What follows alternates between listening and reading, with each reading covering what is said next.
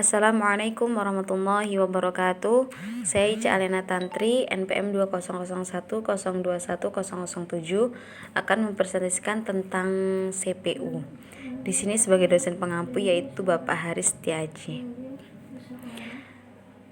Yang pertama yaitu pengertian. CPU adalah sebagai unit prosesor sentral, adalah perangkat keras dalam komputer yang melakukan instruksi dari program komputer dengan melakukan aritmatika, logis, dan operasi input atau output dasar dari sistem.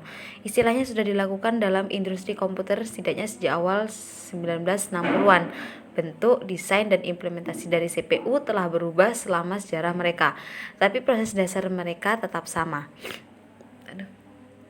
Sejarah CPU. CPU generasi pertama pada tahun 1940-an masih berupa sekumpulan tabung keduk udara yang mirip botol.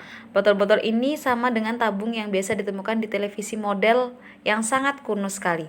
Setiap CPU membutuhkan ribuan botol dan daya tahannya hanya beberapa jam saja. Kemudian ia boros tegangan listrik dan perangkat pendinginnya pun berukuran besar.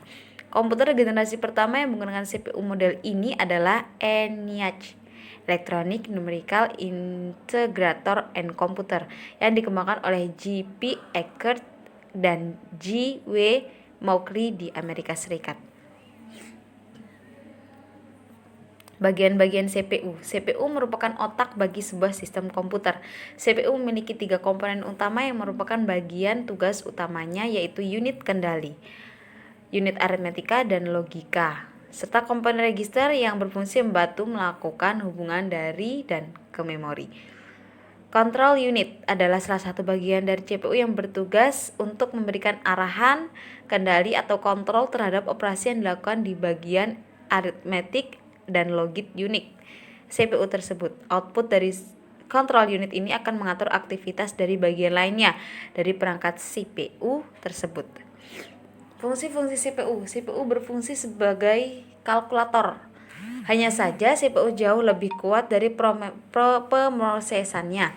Fungsi utama CPU adalah melakukan operasi aritmatika dan logika terhadap data yang diambil dari memori atau informasi yang dimasukkan melalui beberapa perangkat keras seperti keyboard, scanner, maupun mouse. Komponen yang menunjang CPU yang pertama yaitu motherboard. Digunakan sebagai tempat dudukan beberapa peralatan pada CPU, misalnya memori RAM, prosesor, fan, dan lain-lain. CMOS digunakan untuk menyimpan konfigurasi BIOS, terutama untuk mengeset waktu. BIOS, Basic Input Output System, sebagai jembatan yang menghubungkan antara software dengan hardware. BIOS juga dapat digunakan untuk melihat hardware apa saja yang terhubung dalam motherboard. Yang selanjutnya yaitu Video Graphic Array, berfungsi untuk menampilkan gambar hasil olahan CPU ke monitor. Yang selanjutnya yaitu Socket Processor, digunakan untuk menghubungkan prosesor yang compatible. Yang terakhir yaitu fan, untuk mendinginkan sirkulasi udara pada prosesor. Yang selanjutnya yaitu jenis-jenis CPU. Dari beberapa produsen prosesor hanya ada 2 nama yang menguasai, yaitu yang pertama jenis prosesor Intel dan AMD, Advanced Micro Device. Mungkin cukup sekian presentasi dari saya, kurang lebihnya saya mohon maaf. Sekian, wassalamualaikum warahmatullahi wabarakatuh.